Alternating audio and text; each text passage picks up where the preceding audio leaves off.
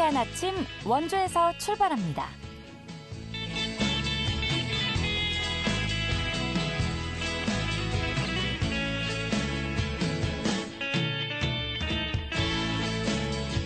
안녕하십니까. 4월 30일 화요일 KBS 원주방송국에서 보내드리는 상쾌한 아침 원주에서 출발합니다.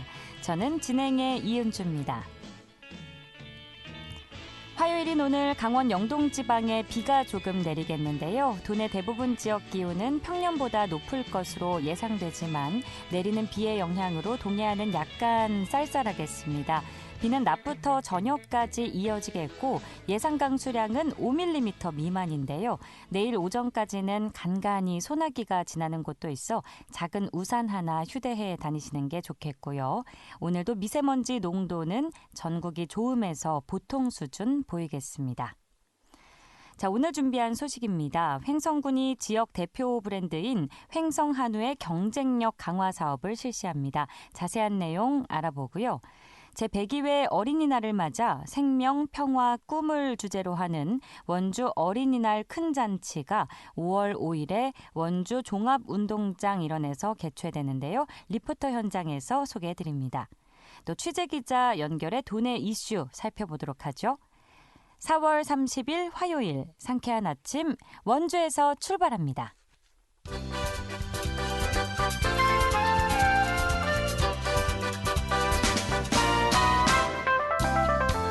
오늘의 뉴스입니다. 강원대학교는 어제 대학에서 2025학년도 입학정원 확정을 위한 학칙 개정 교무회의 결과 내년 의대 선발 인원을 91명으로 확정했다고 밝혔습니다.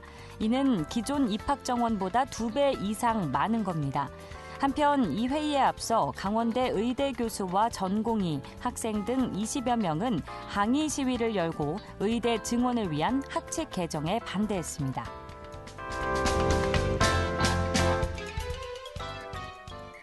김진태 강원도지사는 어제 도청에서 기자간담회를 열고 원주와 춘천, 강릉 3개 도시를 연구개발특구로 육성할 계획이라고 밝혔습니다. 이에 따라 원주는 반도체와 모빌리티 분야, 춘천과 강릉은 바이오 헬스케어로 각각 특화합니다. 김 지사는 이 같은 계획을 토대로 내년 1월 정부에 특구 지정을 신청하겠다고 덧붙였는데요. 연구 특구로 지정되면 매년 100억 원 정도의 사업비를 받을 수 있습니다.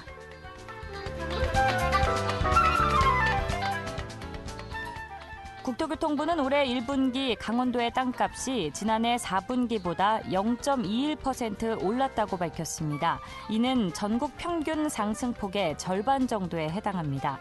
또 올해 1분기 토지 거래량도 2만 2천 필지로 한 분기 전보다 11.5% 줄었습니다. 오늘의 뉴스였습니다.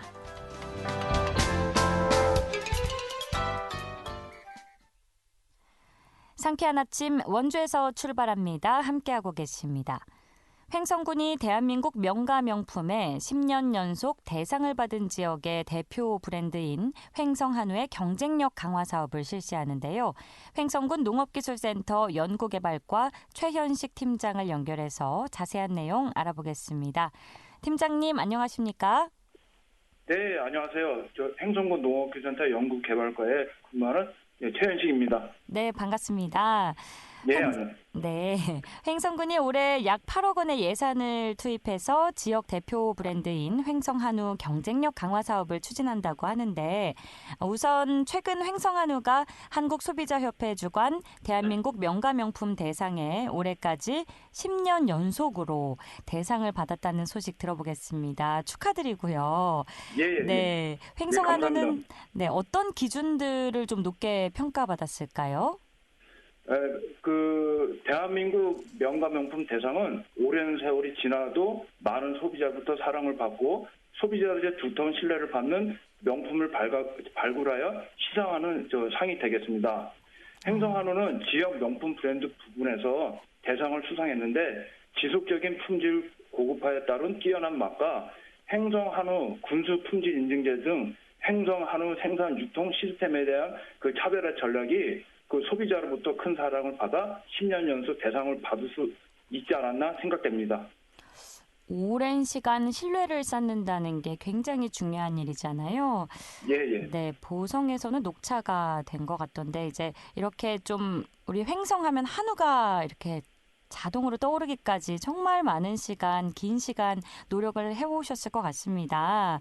네, 예. 이처럼 높은 평가를 받고 있는 횡성 한우를 최고의 브랜드로 계속해서 지켜내기 위해서 올해부터 시험 연구와 현장 실증, 또 기술 지원 등 3개 분야의 16개 세부 사업이 추진된다고 들었는데 사업 내용 소개해 주실까요? 예.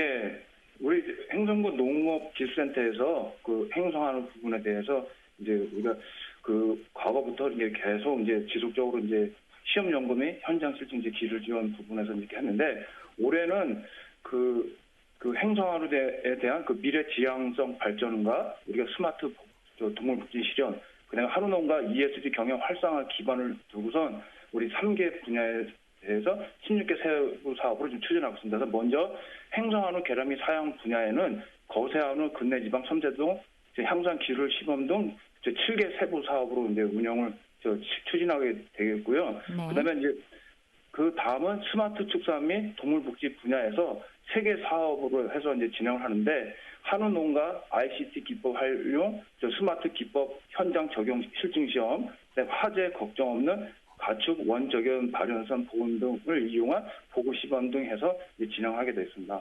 그리고 이제 마지막으로는 이제 우리가 그 자급조사로 생산 확보 급여 및 그다음에 가축 분뇨 자원화 부분에 대해서 이제 6개 세부 사업으로 하게 되는데 그 가문 대비 사료작물 안전 재배 단지 육성 시범, 그다음에 옥수수 사일리지 급여용 항원 장치 개발해서 현장 실증, 그리고 그 가축 분뇨 퇴액비를 활용한 양주 조사로 생산 단지 조사 등 해서 이제 추진하게 되겠습니다.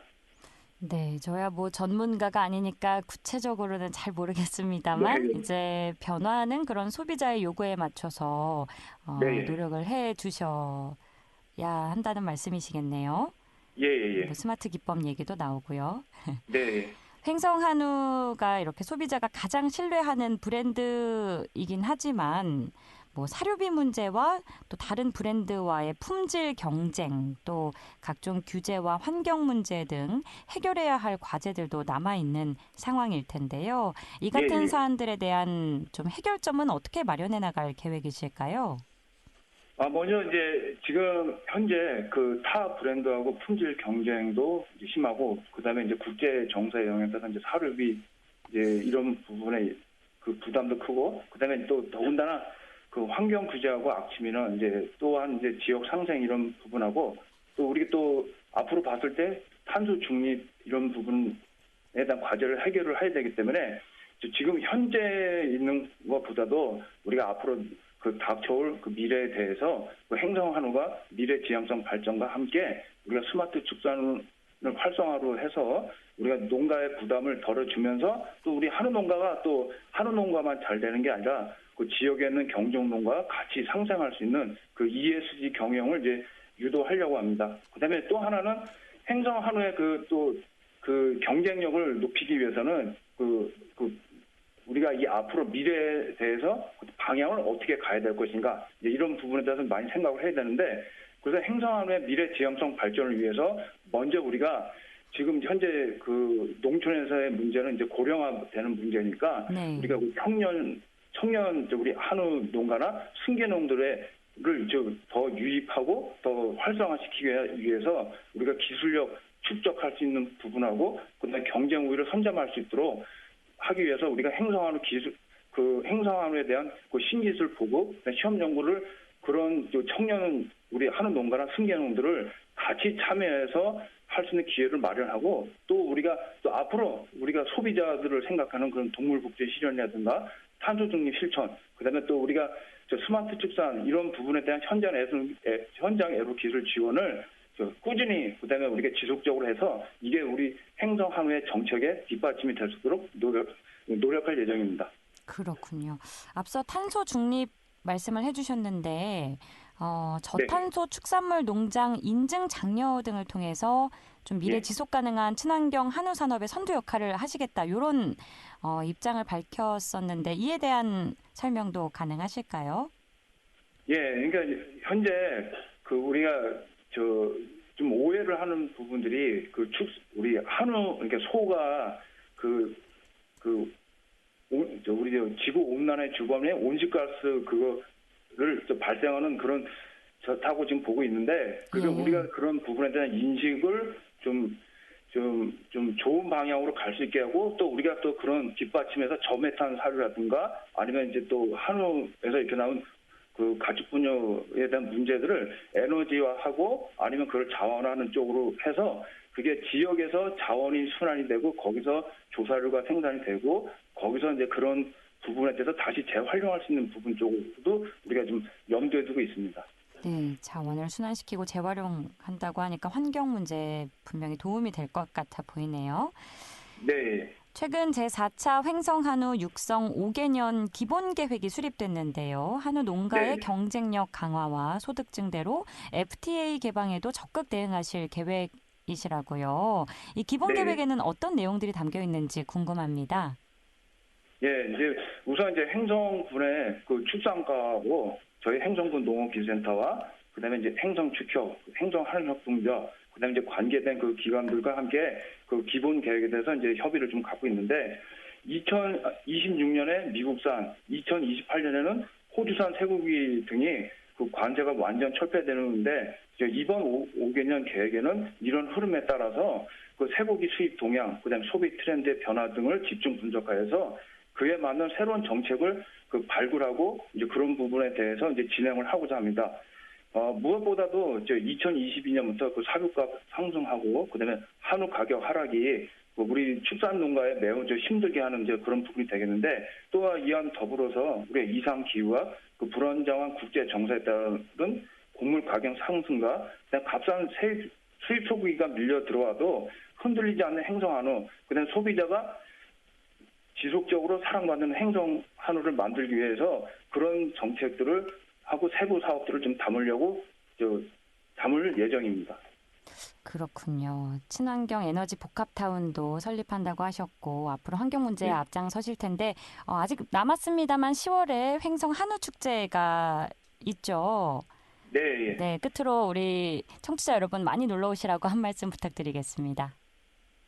예, 우리 대한민국의 대표 브랜드는 행성 한우가 행성 한우가 이제 지속적으로 우리가 꾸준히 사랑을 이제 받기 위해서는 많은 노력을 하고 있습니다. 그리고 또 무엇보다도 우리 행성 한우는 행성군의 핵심 이제 산업이기 때문에 우리 이 행성에서는 행성 한우를 가장 사랑하고 또 가장 아끼는 이제 이런 행성 한우에 대해서 우리가 많은 프로그램과 또 이렇게 그 축제에 많이 참여할 수 있는 그런 다양한 그런 프로그램들을 만들 겁니다. 그래서 그거를 기대하시고 그 한우 축제 기간 동안 많이 찾아와 주셨으면 좋겠습니다. 그리고 또 우리가 이렇게 또 행성 한우가 발전할 수 있게 좀 많은 응원과 또 박수를 쳐주시면 우리가 더 열심히 해보겠습니다.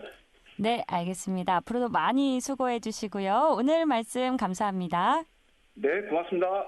지금까지 횡성군 농업기술센터 연구개발과 최현식 팀장과 이야기 나눴습니다.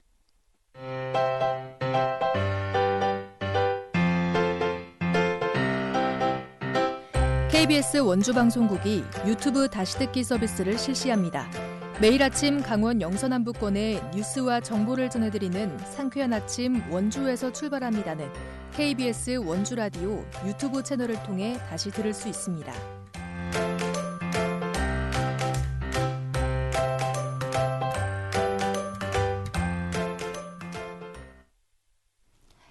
8시 45분 흘러가고 있습니다. 제102회 어린이날을 맞아 생명, 평화, 꿈을 주제로 하는 원주 어린이날 큰잔치가 오는 5월 5일에 개최되는데요. 자세한 소식 박다연 리포터가 취재했습니다. 어서 오세요. 네, 안녕하세요. 네, 어린이날이죠. 5월 5일에 원주 어린이날 큰잔치가 개최된다고요? 네, 맞습니다. 제102회 어린이날을 맞이해 얘들아 생명의 소리를 들어봐라는 슬로건으로 기념행사 행사와 무대 공연, 어린이 장기자랑 본선, 체험 프로그램이 마련됐습니다.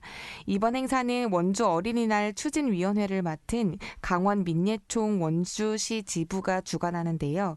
이 추진단체로는 원주시, 원주 YMCA, 원주 어린이집 연합회, 원주 사립유치원 연합회, 사단법인 한국장애인 부모회 원주시 지부가 있습니다.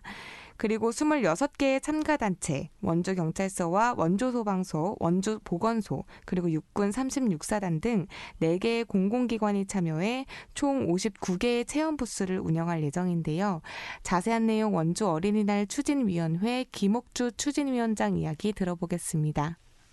100위의 어린이날을 맞이하여 모든 어린이들이 차별이 없이 밝게 자라날 수 있도록 어린이에 대한 사랑과 권익 증진을 계기를 마련하여 어린이와 부모가 함께 참여하는 어린이날 대표 축제로서의 위상을 정립하려고 합니다. 본 행사는 어린이날인 5월 5일 오전 10시부터 오후 4시까지 원주 종합 일대에서 진행되며 올해는 추진단체와 유니세프 어린이시 후원회 등 26개의 참가단체 그리고 원주경찰서, 원주소방서, 원주보건소 그리고 육군 36사단 등 4개의 공동기관과 59개의 체험부스를 운영하고 동시에 중앙 특설무대에서는 어린이 장기자랑, 태권도 시범 등 다양한 공연과 퍼포먼스가 진행될 예정입니다.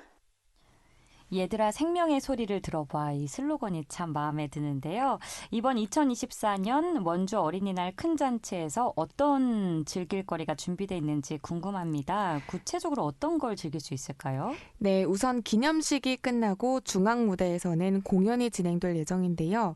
색소폰 공연을 비롯해 태권도 시범, 그리고 서원주 초등학교의 두드림 난타부 난타 공연이 준비되어 있습니다. 그 외에도 줄넘기 공연, 청소년 기수단 공연 등 다양한 공연과 퍼포먼스가 진행될 예정이고요. 모든 공연은 오전 11시부터 오후 3시 30분까지 계속 이어지겠습니다. 무엇보다 아이들이 즐길 수 있는 건 체험 프로그램일 것 같은데요. 네. 올해는 58개의 체험 부스가 운영됩니다. 어린이 벌육시장과 영유아 달리기, 자원 재활용 프로그램, 가족과 함께하는 소품 만들어보기 프로그램도 준비되어 있는데요. 그 밖에도 원주경찰서에서 준비한 경찰 직업체험, 원주소방서의 소방안전체험, 그리고 원주보건소에서 준비한 금연과 절주교육 프로그램이 운영될 계획입니다. 이어서 원주 어린이날 추진위원회 김옥주 추진위원장 이야기 들어보시죠. 올해는 58개의 체험부스가 운영될 예정인데요. 행사에 참여하는 어린이들은 온 가족과 함께 체험부스를 통해서 즐겁고 재미있으면서도 우리 어린이들에게 유익한 체험 프로그램을 즐길 수 있으리라 기대합니다. 체험 프로그램 중에서는 어린이 벼룩시장과 영유아 달리기가 준비되어 있고요. 올해에는 특별히 사회적 약자인 장애인과의 의사소통을 위해 개발 AAC 의사소통 프로그램을 통해서 그림 글자판과 같은 다양한 의사소통 방법을 체험하는 귀중한 경험을 선물합니다. 올해 2024년 원주 어린이날 큰잔치 운영 주체로서 본 행사에 대해 갖는 기대는 앞으로도 이 행사가 원주 지역의 미래 꿈나무들이 건강한 미래 세대로 성장할 수 있도록 돕는 기능이 강화되기를 기대하고요. 재밌고 다양한 프로그램이 준비되어 있습니다. 온 가족이 함께 참여하시고 특별히 당부드리고 싶은 점은 행사 당일 대중교통을 이용해 주시길 부탁드립니다. 네, 이번 어린이날 행사가 우리 아이들에게 꿈과 희망을 심어줄 수 있는 그런 선물 같은 시간이 되면 좋겠네요. 네, 이번 원주시 어린이날 추진위원회에서는 원주시 어린이날 추진위원회에서 개최하는 어린이날 큰잔치는 원주시 종합운동장 일원에서 개최됩니다. 오전 11시부터 오후 3시 30분까지 운영되니까요. 아이가 있는 집에서는 참고하셔서 어린이날에 아이와 함께 좋은 시간 보내시기 바랍니다. 네, 잘 들었습니다. 박다현 리포터였습니다. 네, 감사합니다.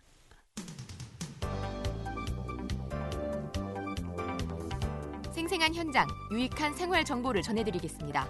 KBS 원주라디오 상쾌한 아침 원주에서 출발합니다를 함께하고 있습니다. 지금 시각 8시 51분 흘러가고 있습니다. 취재기자 연결해 도내 이슈 점검하는 시간입니다. 강원일보 사회체육부의 권순찬 기자 연결하겠습니다. 권순찬 기자 안녕하십니까?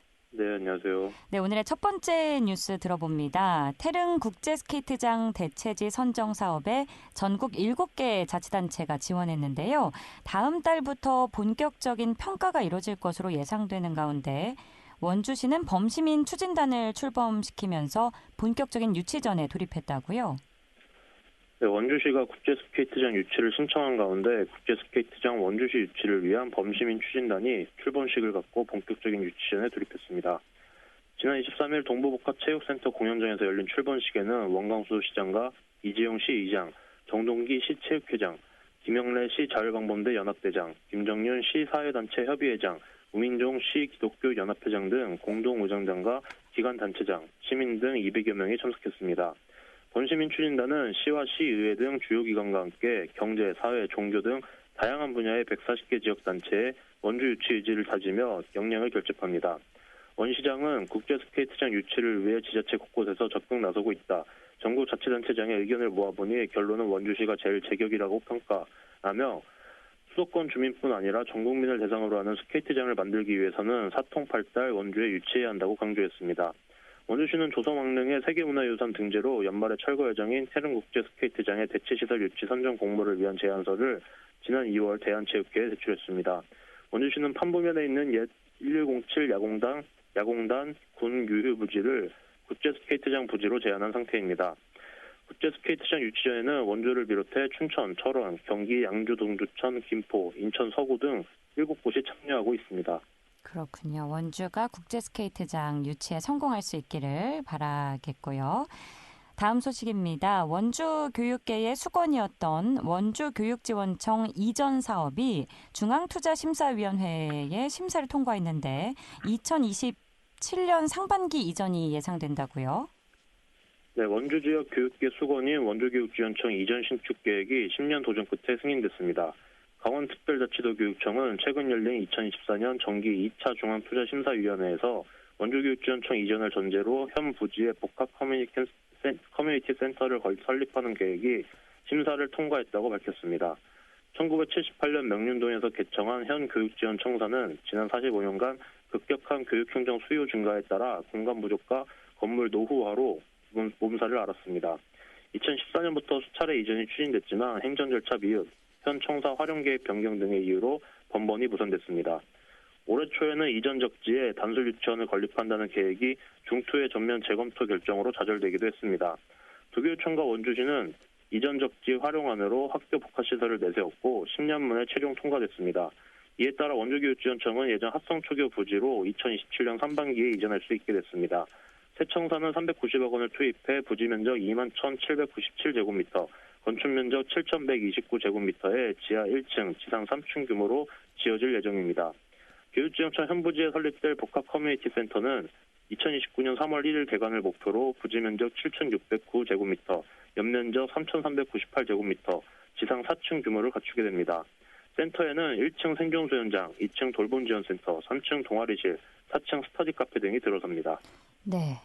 다음 소식입니다. 원주시가 인구 정책을 생활 인구로 늘리는 방향으로 전환하기로 했다고요? 네, 원주시의 인구 정책 패러다임이 정주 인구에서 생활 인구 확대로 전환됩니다. 원주시 인구는 현재 강원특별자치도에서 가장 많은 36만여 명에 달합니다.